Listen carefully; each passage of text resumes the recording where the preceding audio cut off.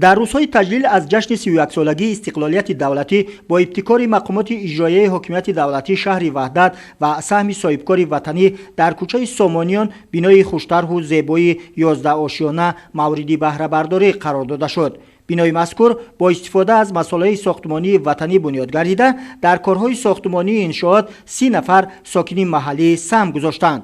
با مورد استفاده قرار دادن بینای 11 آشیانه در کوچه سامانیان 77 عائله با منزل زیست تامین گردیدند.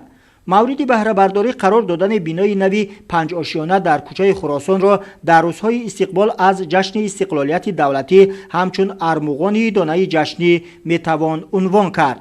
کارهای ساختمانی بینای بسیار قبطه ماه نوامبر سال 2021 آغاز گردیده در بنیاد آن 20 نفر ساکنان محلی سهم ارزنده گذاشتند. در قبط یکم انشاءات نو زمانوی مرکز نوی خدمترسانی و کتابخانه جایگیر گردیده است که ساکنان از آن خوب استفاده میبرند.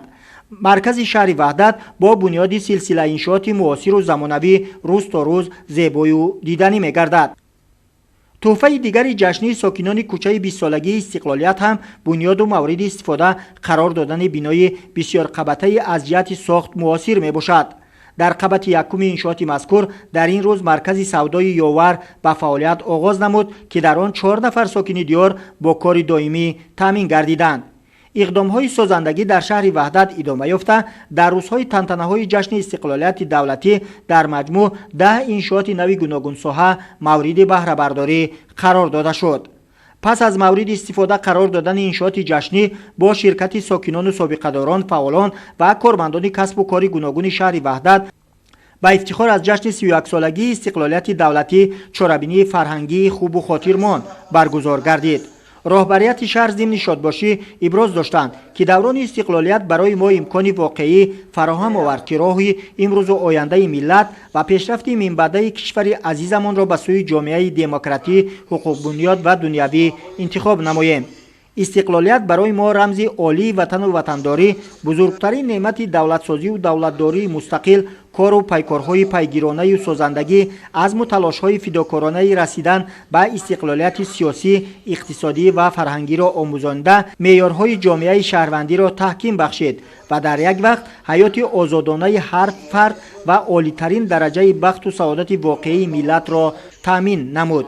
استقلالیت برای ما نشان برجسته پایداری دولت، بقای سیمای ملت، رمز اصالت و هویت، مظهر ایدئال و آرمان‌های تاریخی، شناسنامه بین المللی و شرف و اعتباری به جهان متمدن پیوستن کشور صاحب استقلال تاجیکستان می باشد. تمام ساکنان کشور آزاد و آباد ما امروز افتخار دارند که 31 سال قبل از این نخستین خشت‌های پایدار استقلالیت واقعی و دولتداری ملی خود را نهاده از شرافت مستقلیت صاحب رمزهای دولتی، پرچم، نشان و سرود نوی ملی گردیدیم.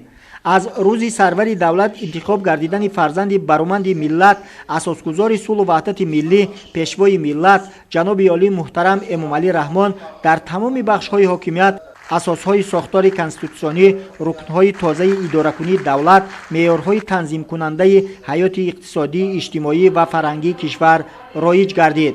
ما یکی از رکن‌های اساسی دولتداری مستقل، ارتش ملی و نیروهای سرحدی را تأسیس داده، حفظ مرز و بوم وطن را تحت نظارت دائمی گرفتیم.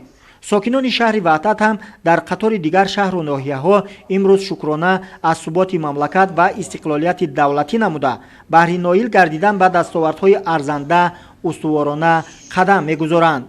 ساکنان این دیار زیبا منظر در برابر مهنت پیوسته و آبادکارانه مقصد دارند که 35 سالگی استقلالیت دولتی را با دستاوردهای ارزنده و تدبیرهای سازندگی و بنیادکاری استقبال نمایند. در چاره‌بینی به یک زمره فعالان و کارمندان کسب و کار گوناگون شهر برای مهنت صافدلانه و پرشرف از جانب مقامات اجرایی حکومت دولتی شهر وحدت افتخارنامه و تحفه‌های خاطروی سپاریده شد.